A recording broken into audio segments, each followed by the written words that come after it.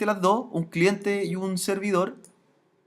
Vayan haciendo agrupadas también para la asignatura, para que les queden ordenadas las máquinas virtuales. La primera máquina que vamos a hacer, ¿cierto? Va a ser la Linux, ¿cierto? La Linux Server.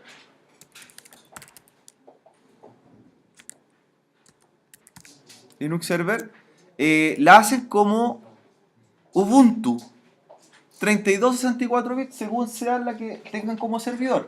Si dice AMD 64, es 64 bits. Si se llama 386, es 32 bits, ¿cierto? ¿Cuál versión tienen para el server? Las dos. Pueden hacerlo con cualquiera de las dos, po, ¿ya? Ustedes vean, yo voy a hacerlo por ejemplo con el Ubuntu 32 bits, ¿ya? Linux Server, puede ser la de 64, ¿ya? Para el servidor no necesitan más que 256 MB de RAM, ¿ya? 256 MB de RAM y 10 de disco duro es suficiente para el servidor. Linux Server, ¿cierto? 1. ¿Ya? La tarjeta de red del servidor, ¿cierto? Recuerden que para hacer la instalación tenemos que conectarlo a unos servidores remotos para bajar los complementos que nos faltan, no paquetes, ¿ya? Y la tarjeta de red la dejan en modo NAT. NAT. Una vez que nosotros tengamos configurado completo el servidor y no tengamos que actualizar nada más, la dejamos en red interna, pero por el momento NAT. ¿Ya? La dejan en modo NAT la tarjeta. Y el ISO, obviamente lo cargan, ¿cierto? En este caso yo lo voy a hacer con Ubuntu Server 32 bit, que es el i386. ¿Ya? Para el cliente, ¿cierto? Lo vamos preparando inmediatamente también.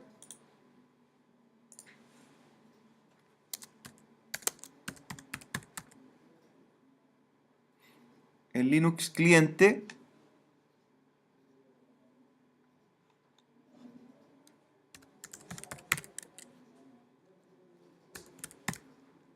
Las características son similares en cuanto a disco duro. Si están trabajando con una versión 32 bits, también la dejan como 32, si es 64, 64, pero como Ubuntu, ¿ya? Según sea el tipo de sistema operativo que vayan a virtualizar. Y la dejan entre 512 o 1 GB de RAM. Esos son los rangos que van a utilizar. O 512 o 1 GB. Netamente porque tiene un escritorio gráfico, que esa es la diferencia que nos vamos a encontrar. ¿Ya?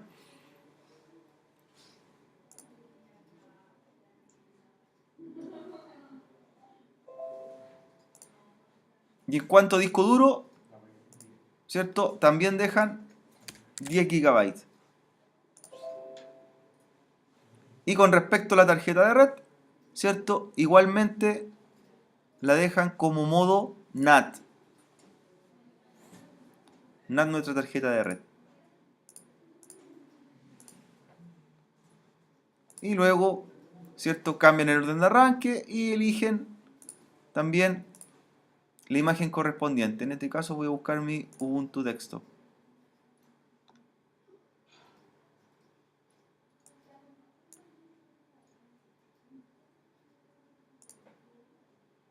¿Ya? Ubuntu Desktop.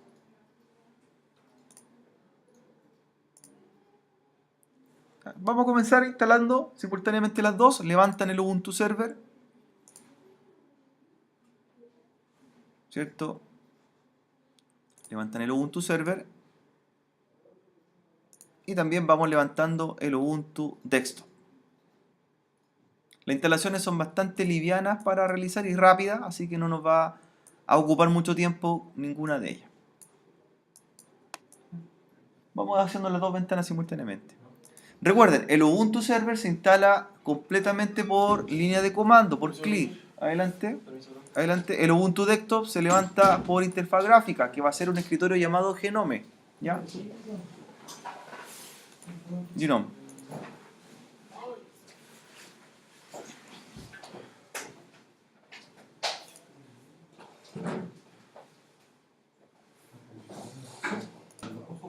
Ya.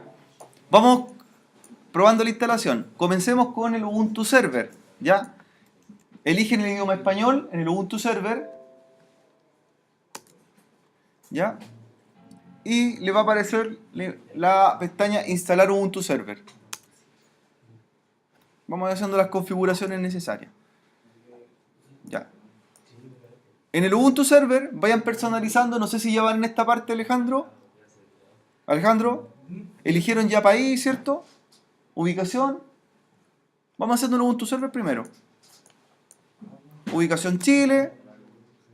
Le va a preguntar configuración de teclado. Le asignan que no, para que tome el teclado por defecto. Idioma español. ¿Sí? Distribución del teclado español por defecto, ¿cierto? No vamos haciendo ningún cambio en la configuración. ¿No es Latinoamérica? No, con español basta. Español basta. Si lo dije en Latinoamérica, en caso que quieras tomar la ñ. Nada más que ello. ¿Ya? Y empieza a hacer la instalación o descarga desde el ISO de los componentes básicos del sistema operativo. ¿Ya? Componentes y driver básicos.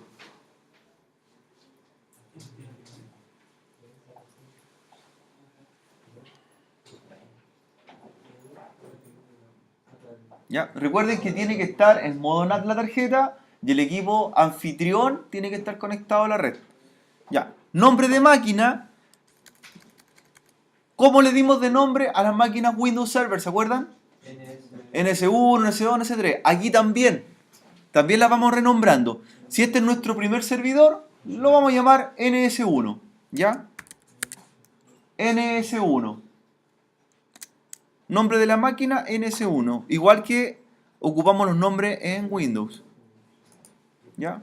Vayan con el botón tabulador, recuerden, para ir pasando de función, ya que no tenemos interfaz gráfica.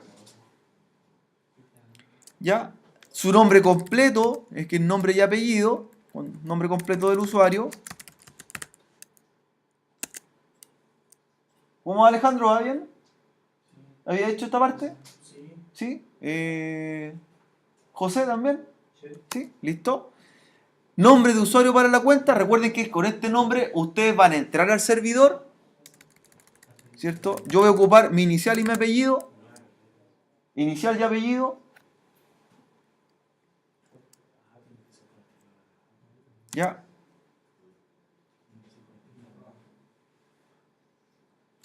¿Listo? Contraseña y repiten la contraseña.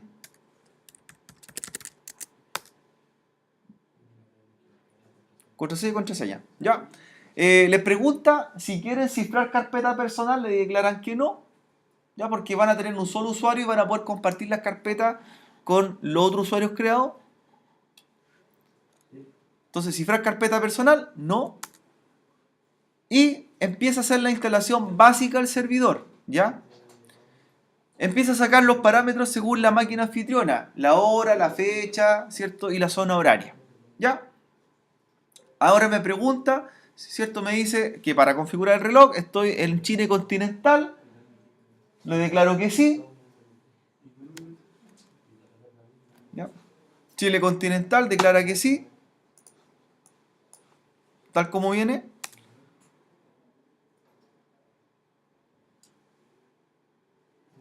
¿Ya? Y va a llegar a la parte del particionado.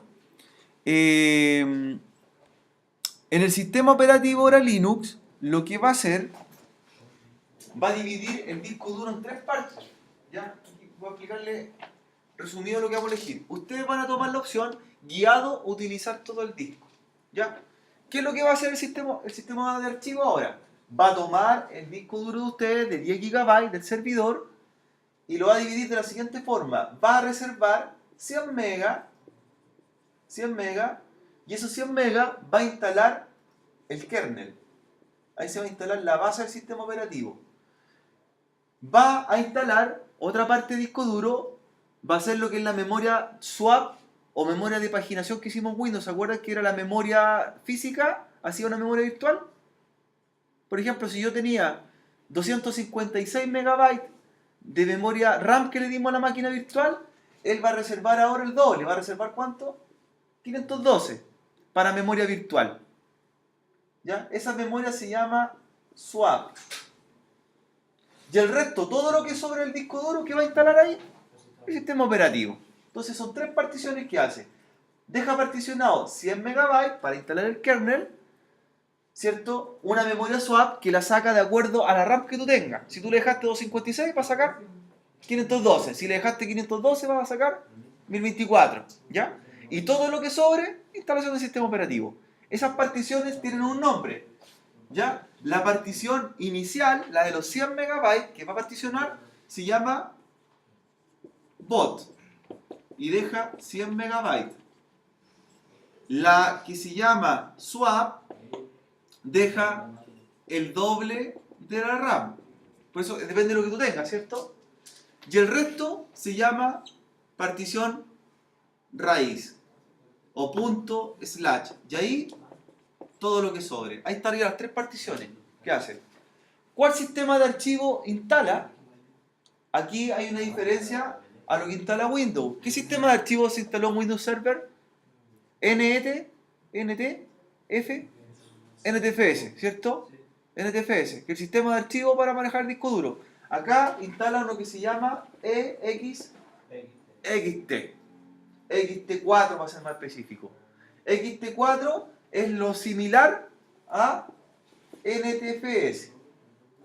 Había un sistema de archivo más antiguo que se llamaba XT3 y ese era la comparación de ¿cuál? De FAT32. ¿Ya? Y había uno más antiguo que se llamaba XT2 y ese equivalía ¿a cuál? A FAT16. Esos son los sistemas de archivos que usa Linux. XT2, XT3 y XT4, que en Windows serían FAT16, FAT32, NTFS. Estas son las comparaciones. En este caso, como vamos a trabajar con la última versión del sistema de archivos, va a ser XTT4. ¿Ya? Entonces, guiado, utilizar todo el disco, Enter, ¿cierto? Ahí me analiza que tengo un disco de 10 GB aproximadamente, ¿cierto? Analiza que tengo un disco de 10 GB, le digo Enter, y ahora me da un resumen de las particiones, y ahí aparecen, ¿cierto? Me dice particiones de disco, y me las muestra.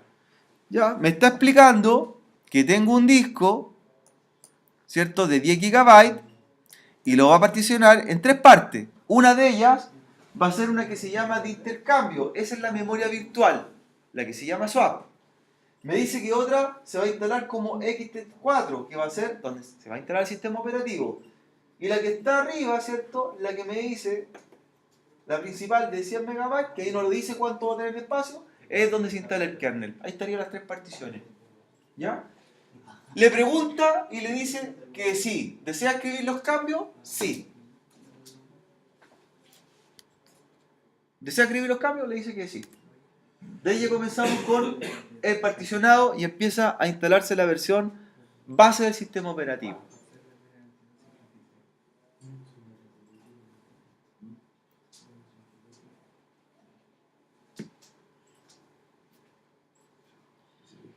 Una pregunta. ¿Cuántos discos duros se podrían instalar en un sistema operativo Windows? ¿Cuántos discos duros, Alejandro, tú crees que se podrían instalar? Si estuviéramos trabajando con un Windows Server, por ejemplo. ¿O cuántas particiones podría tener, ¿cierto? Un PC o un servidor que tenga un sistema Windows. Las particiones se conocen con una letra, ¿cierto? La A, la B, la C, la D. Ah, depende de la... En Windows va a tener de la A a la Z. Por lo tanto, yo podría tener hasta 24 particiones o volúmenes, ¿cierto? Ya hasta ahí llegué, pues. No puedo tener más que eso. Yo podría tener un servidor con hartos discos duros y la cantidad máxima de particiones hasta 24. Pero en Linux es distinto. Es distinto. La cantidad de particiones puede ser ilimitada. ¿Por qué? Porque las particiones se conocen con un número. Se llaman las SDA 0. y podrían llegar de la SDA 0 hasta ¿cuál? De la 0 hasta la N. O sea, yo podría tener una cantidad N de particiones. ¿Ya? Hay una diferencia con el sistema de los discos duros.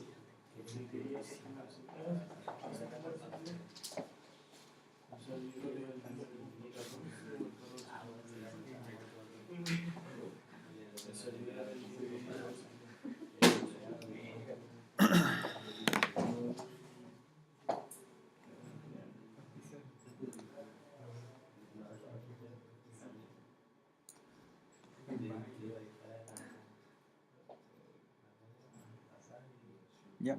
Entonces se va haciendo la instalación básica del sistema operativo.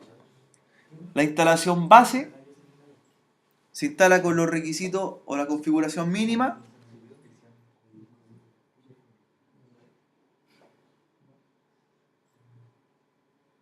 ¿Ya?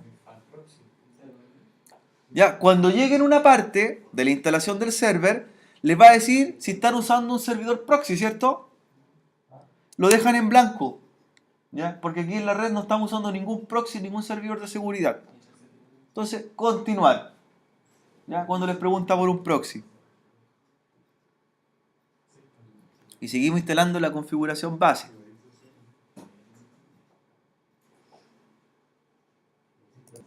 Ya.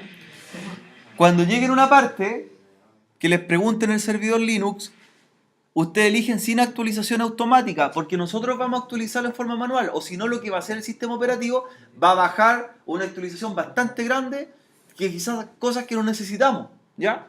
Es lo mismo que hace Windows Update en Microsoft, ¿cierto? Baja una cantidad de paquetes que quizás no son necesarios para el sistema operativo y lo que vamos a configurar. Entonces ahí, sin actualización automática, ¿ya?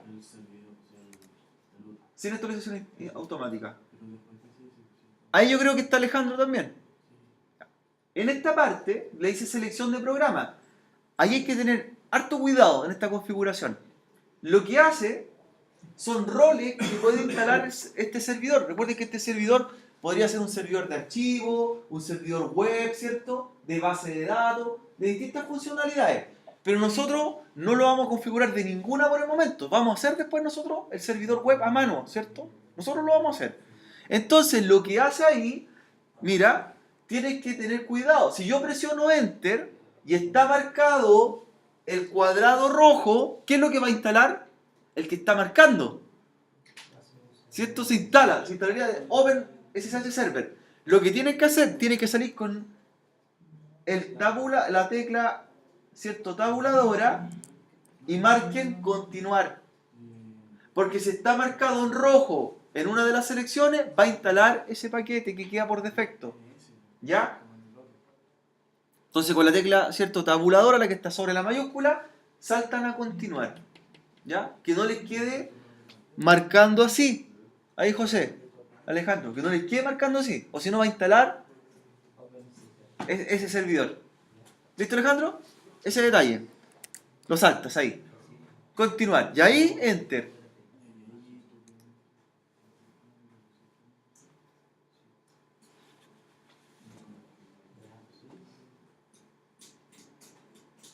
Y luego Enter. De ahí seguimos instalando la versión base del sistema operativo.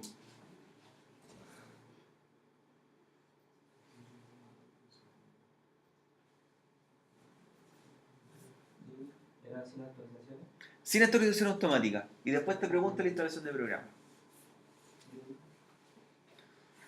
Sin actualización automática, el sistema operativo se instala en 8 minutos. Con actualización automática, se va a instalar en media hora o más. Porque recuerda que tiene que bajar instaladores de la red. ¿Ya? Es una de las ventajas que tiene Linux. Acá en Linux, en estos sistemas operativos, los paquetes o los complementos no vienen en el ISO, sino que hay que bajarlos. Hay que conectarse al servidor y bajarlos. En cambio, en Windows, ¿dónde venían? En el mismo ISO, ¿cierto? Por eso demora tanto la instalación. Esto hace que la instalación baje casi un tercio de tiempo.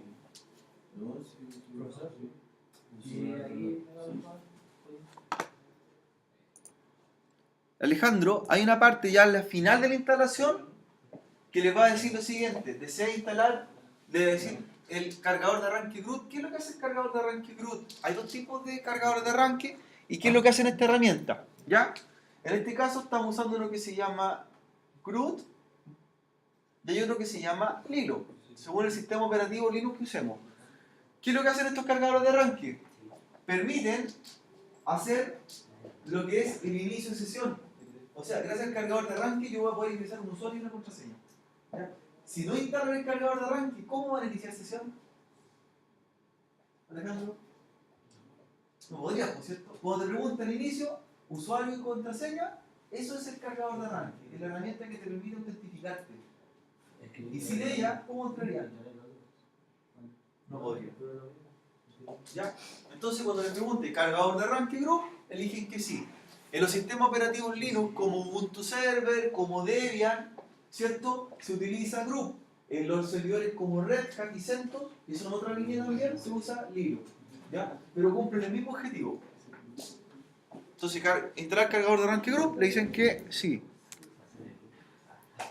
Y estaría casi la parte final de la instalación. ¿Ya?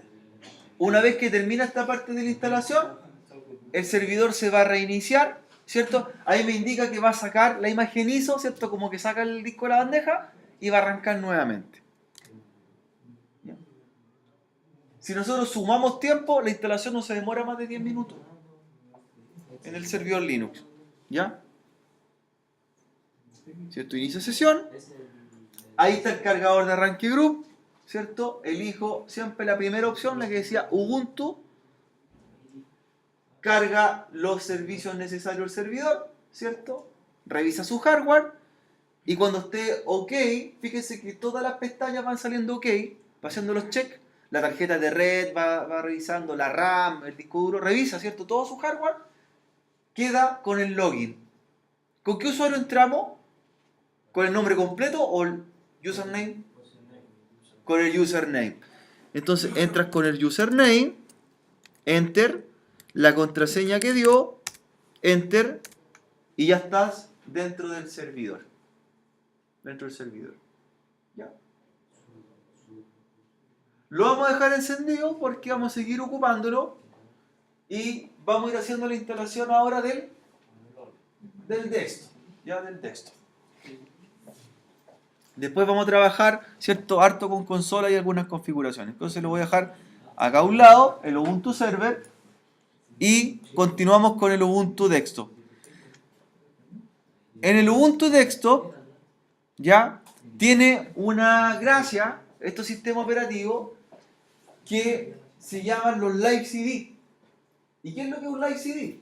Que yo puedo probar sin instalar. ¿Cierto? Puedo probar todo el sistema operativo, cómo funciona, ¿cierto? Y se instala en forma temporal. ¿Dónde se instala? En la RAM. Se guarda en la RAM de mi equipo. ¿Ya? Entonces yo podría probar Ubuntu sin instalarse en el disco duro o lo podría instalar en el disco duro. ¿Ya? Como nosotros no necesitamos probarlo, ¿cierto?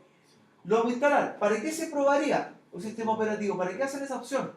Porque muchas veces sale una versión nueva del sistema operativo y uno quiere ver cómo es, pero sin instalarlo. Y mientras esté encendida la máquina virtual, ¿cierto? Está cargada en la RAM de la máquina virtual. Entonces, en este caso, ya, aquí hay una diferencia. Trabajamos ya con una interfaz gráfica, ¿cierto? Aquí. Y vamos a instalar, no a probar, a instalar. Ya, recuerden, Live CD se denomina cuando se prueba. Instalación nativa cuando se instala. ¿Ya? Esa es la diferencia. Live CD, probar en la RAM, ¿cierto? Instalación nativa, se instala en el disco duro. Vamos a hacer una instalación nativa. Entonces, instalar Ubuntu, ¿cierto? Selecciona el idioma y instala Ubuntu. ¿Sí? Le va a hacer una revisión, ¿cierto? El sistema operativo, cuando esté instalando el Ubuntu, ahí me dice si el mínimo de instalación son 7 GB, tenemos 10, estamos bien, ¿cierto? ¿Qué más me pide? Conexión a internet, estamos ok. Bueno, y en este caso, si usted lo está virtualizando en un notebook, le va a pedir que quizás se conecte al cargador. ¿Ya? ¿Cierto? Le dice, ¿está conectado a una toma de corriente? Me dice que no. Ya estoy sin cargador. Pero igual instala, ¿ya? Y A mí no me parece. porque está conectado al cargador, por eso. Lo que no marcan es esto. Descargar actualizaciones mientras instala. No lo marcan. Porque si no va a pasar lo mismo. Va a empezar a bajar paquetes desde la red, desde servidores remotos, para poder instalar lo que falta en el sistema operativo. Entonces lo dejan por defecto. ¿Ya? Continuar. ¿Ya? Le va a preguntar borrar disco e instalar Ubuntu. Declaran que sí, porque lo que va a hacer es borrar todo ese disco de 10 GB que nosotros asignamos. ¿Ya? En el caso que hubiese estado ocupado el disco duro, lo borra completo, ¿cierto? Entonces, borrar e instalar. Borrar e instalar Ubuntu.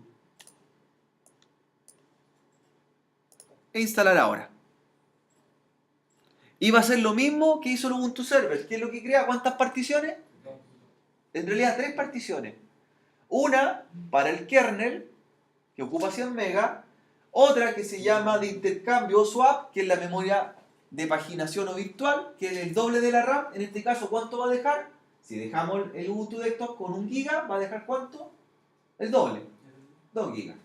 Y lo que sobre, como XT4. ¿Ya? Le decimos que sí, continuar.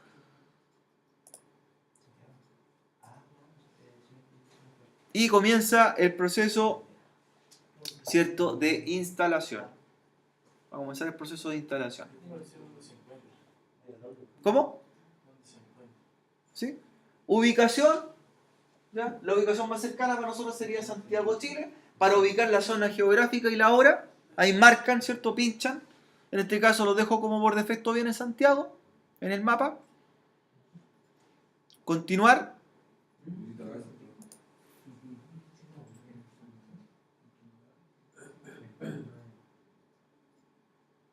Español latinoamericano, por defecto el teclado que tenemos. ¿Ya? No le hacemos ningún cambio. Ya no le hacemos ningún cambio. Continuar.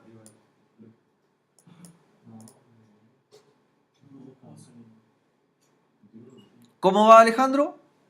¿Sí? Y ahora viene, ¿cierto?, el acceso. Arriba en su nombre va el nombre completo. Y abajo va el nombre del equipo. Lo vamos a llamar cliente, cliente 1. Y más abajo los nombres de usuario, como lo hicimos en el otro servidor. Entonces daría mi nombre. ¿Ya? Nombre. Al equipo lo voy a llamar cliente 1. Cliente 1. Luego mi username.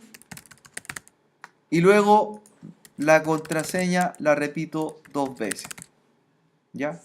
Aquí nosotros es un poco más fácil hacerlo en el Ubuntu Desktop porque lleva una interfaz gráfica, ¿cierto?, bastante intuitiva para ir creando los usuarios. Entonces el nombre del equipo, el nombre del usuario y después la contraseña. Recuerden que para entrar el que ocupamos es el nombre de usuario, no el nombre completo, tanto en el Linux cliente como en el server. Y luego continuar. Dejamos por defecto solicitar mi contraseña para iniciar sesión. ¿Ya? Y comienza la instalación base. ¿Ya? Va a comenzar la instalación base.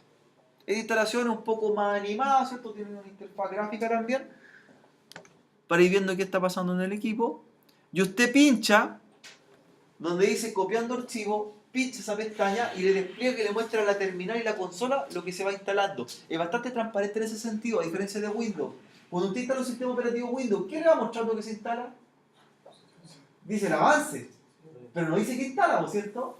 Acá no, mira, pincha ahí la pestaña copiando archivo y te va apareciendo, ¿cierto?, los paquetes de instalación que se están instalando en la máquina. ¿Ya? Ahí van a empezar a aparecer. Los drivers van a aparecer abajo. Drivers, versiones del sistema operativo, ¿cierto? Y funcionalidades. Ahí aparece. Allí va a darle una. Ah, pero sale un logo y un rato. Sí,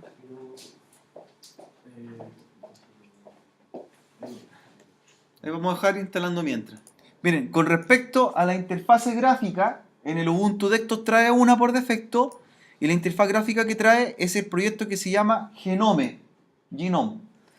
Este es un proyecto de software libre, que es una interfaz gráfica bastante atractiva. Si ustedes quieren visitar, vean la página de genome.org y vean las funcionalidades que trae la interfaz gráfica. Es muy parecida a lo que hace macOS, la interfaz gráfica de macOS. Es bastante avanzada. Pero también está la alternativa que tú uses otro escritorio gráfico, porque quizás no te gusta, ¿cierto? Esta es una gran diferencia en los sistemas Linux con Windows. ¿Qué escritorio gráfico trae los sistemas operativos Windows? El que viene, ¿cierto? Que se llama Aero, que se llama Metro, ¿cierto? Que se llama Luna en Windows XP, en Windows 7 se llamaba Aero y en Windows 10 se llama Metro. Pero ¿qué pasa si tú quieres tener otro escritorio gráfico? ¿Te permite o no te permite? No permite cambiarlo, porque viene instalado por defecto. En cambio en Linux, tú podrías usar uno u otro. Por ejemplo, el que viene por defecto, chicos, el que viene por defecto en Ubuntu Desktop, ¿cuál es? Genome, este escritorio gráfico. Echa un vistazo a la página genome.org y va a ver las funcionalidades. Pero quizás no te gusta ese escritorio gráfico porque no tiene las herramientas que tú quieras y tú le instalas con comandos otro. Y el otro escritorio gráfico puede ser KDE. ¿Cierto? Hay dos escritorios gráficos en Linux bastante utilizados, Genome y KDE. ¿Cuál puedes usar? Incluso los dos. Tú puedes tener tu escritorio gráfico propio configurado según la funcionalidad que quiera. Échenle un vistazo a KDE y échenle un vistazo a Genome. Los dos son .org las páginas, kde.org, genome.org, y vean cuál les agrada más o cuál les serviría. Por ejemplo, hay uno que está enfocado más al desarrollador y otro está enfocado más al usuario. Por ejemplo, KDE está pensado en un desarrollador porque tiene herramientas más de programación, herramientas más de seguridad, por ejemplo, informática. En cambio, Genome, ¿KDE o KDE y Genome o Genome está orientado al usuario estándar, porque trae herramientas, por ejemplo, de ofimática. Trae, por ejemplo, OpenOffice, por ejemplo, LibreOffice, que son lo mismo que Office. Viene pensado en un usuario más de escritorio, ¿cierto? Si te gusta jugar, por ejemplo, y juegos de Windows y quieres trabajar en Linux, Genome es el escritorio gráfico, porque trae una herramienta que se llama Wine. Y Wine te permite levantar un programa de Windows en Linux. Por ejemplo, tú tienes un juego para PC que está hecho para Windows, tendrías que usar tu escritorio gráfico, Genome, y con la herramienta Wine levantarías, por ejemplo, no sé, por FIFA 2018 en Linux. Voy a darte un ejemplo. O software que yo tengo en Windows, lo levanto acá. Todo. Todo. ¿Cuánto gigas de RAM? Es que depende del juego que tú tengas. Ojo, la gran ventaja de Linux es que te optimiza tu PC en un 50%. O sea, ¿cuánta RAM tienes tú ahora en tu PC? 12 gigas. Si tú instalas Linux en tu equipo, por ejemplo con Genome, con KDE, el Linux Ubuntu, tu equipo funcionaría como si tuviese 24 gigas de RAM. Se duplica la velocidad. ¿Qué otra ventaja tiene de usar sistemas Linux en su PC? ¿Cuál es la gran ventaja? No hay virus. ¿No hay virus? No hay virus. Ah, porque... No existe virus. Profe, es muy complicado instalarlo. ¿Por qué estamos haciendo ahora? Eso. Estamos haciéndolo. ¿Ya? Es lo que estamos haciendo ahora, Christopher. No, pero me refiero a instalarlo en mi computadora. Así. No, pues, utilizo, la instalar. máquina, Instalar. ¿o no? Es que lo puedes instalar de forma nativa, po. Lo mismo como instalaste Windows quizás desde un pendrive, instalas Linux, Ubuntu desde un pendrive. Lo mismo. Pero no será mejor ocuparlo en la máquina. Primero aprende con una máquina virtual, ¿cierto? Practica. Y cuando ya estés listo, respalda toda tu información de tu PC e instálalo en forma nativa en tu PC. Vas a ver un 50% más de rendimiento en tu equipo. Se nota la velocidad. Se nota inmediatamente. No tienes virus. Tienes 100% de compatibilidad con los programas, porque puedes levantar programas de Windows en Linux. ¿Ya? Es atractivamente bonito el escritorio gráfico y rápido. ¿Ya? Todas las ventajas que tú quieras. La idea es que tú decídete por cuál escritorio usar, po. Puede ser KDE o puede ser Genome. Ahí están los dos ejemplos. Sí. Genome y KDE. KDE para el desarrollador, para el programador, para usuarios más avanzados. Y Genome para todo uso, desde la ofimática hasta juegos. Y traer programas de Windows a Linux. Esa es la ventaja que tiene Genome. ¿Ya? Genome es lo mismo que KDE, pero... Es un escritorio gráfico y fue pensado más para... ¿Para qué fue pensado Genome? Para los usuarios que usan Windows, traerlos a ¿dónde? A Linux. Esa es la funcionalidad que se hizo. Por ejemplo, tú en una oficina, tú podrías instalar PCs con Ubuntu y con el escritorio Genome, y quizás para las secretarias que usan Excel van a seguir usando el Excel, ¿no es cierto? Y no se dan cuenta que están usando un Linux. Y lo otro, ¿cuánto ahorro de licencia tiene después esto? Por PC. ¿Cuánto pagas por licencia? ¿Cuánto te cuesta usar Linux económicamente? Nada, es open source. No hay licencia. ¿Qué pasa si tú compras un PC sin sistema operativo? ¿Cuánto baja el precio del PC? La licencia, ¿por cierto? 75, 85 mil pesos. Un PC con Windows vale 85 mil pesos más caro que un PC con Linux. Porque no usan licencia acá. Por eso no vende el PC con Linux. Sí, en PC Factory se están vendiendo con Linux Ubuntu instalado. O la otra opción es que tú lo pides sin sistema operativo y tú lo instalas. ¿Ya? Entonces, ahí está la otra alternativa. Genome, échale un vistazo a Genome y échale un vistazo a KDE.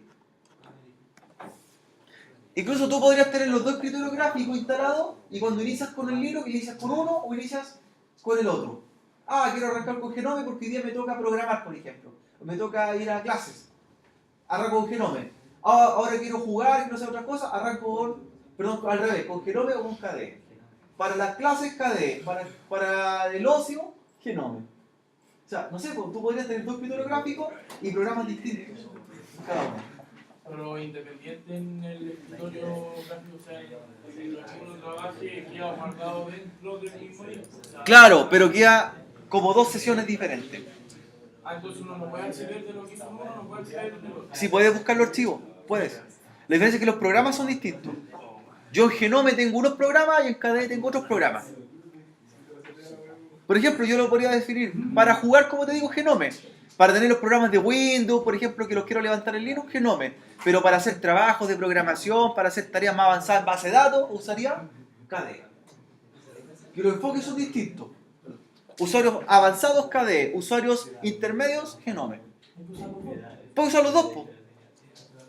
Para usuarios que nunca han usado Linux, yo les recomendaría usar Genome y después pasarse a KDE. Pero si tú quieres experimentar, los dos, po.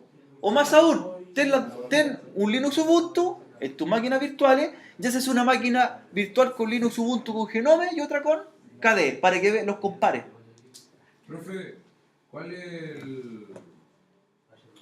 la mejor versión? Miren, una gran diferencia que ustedes se encuentran cuando trabajen con sistemas Linux, especialmente Ubuntu, que las versiones son muy continuas. Por ejemplo, Microsoft Windows saca versiones cada cierto año, ¿cierto? Y el intervalo es alto. Por ejemplo, Windows Vista salió el año 2008, Windows 7 salió el año 2010, Windows 8 salió el año 2013, Windows 8.1 el 2014, Windows 10 el 2016, ¿cierto? Entonces pasan 2 o 3 años para sacar un sistema operativo. En cambio en Linux, los sistemas operativos se llaman, ¿por qué se llama por ejemplo 14.10? ¿Por qué se llama 14.4? Significa que 2 veces al año sacan un sistema operativo. Lo sacan uno en octubre y el otro lo sacan en abril. Por eso, esta versión salió el año 2014, el mes de octubre. El año 2014, el mes de abril. Y por eso las versiones se llaman 14.04, 14.010, 15.04, 15.010, 16.04, 16.010. En el año salen 2 versiones. Hay que descargar el 17.04. Yo les recomiendo, por ejemplo, la versión que salió ahora, ¿cuál sería? 17.010. La 17.10. 17.10. ¿Cierto? Que octubre de 2017. No te recomiendo que la uses todavía porque puede que tenga algunos bugs, ¿cierto? ¿Cuál te usarías tú? 1704. Yo te recomendaría esta. 17.04. Siempre usa una versión anterior. Porque la versión anterior, esa es la versión que ya está finalizada. Y la versión que sale en el mes que tú la bajas es la versión beta. Entonces podría dar problemas, ¿cierto? Quizás un driver no funcione, el driver de video o el de audio quizás no te va a ser compatible con tu PC. Por eso me aseguro de bajar la versión anterior y no la actual. Si yo uso la versión 14.4 o 14.10, son versiones que son, por hecho que son establecidas, ¿por cierto? No tienen ningún problema, porque son versiones más antiguas. ¿Ya? Todas son buenas, pero nunca usen la última. Esa es como la única recomendación que te daría. Nunca usen la versión que salió hoy día o este propio mes. Usa la versión del semestre anterior. En este caso sería la 1704, tanto para server como para texto. Para no arriesgar, ¿cierto? Profe, ¿y estos mismos sistemas tienen para actualizarse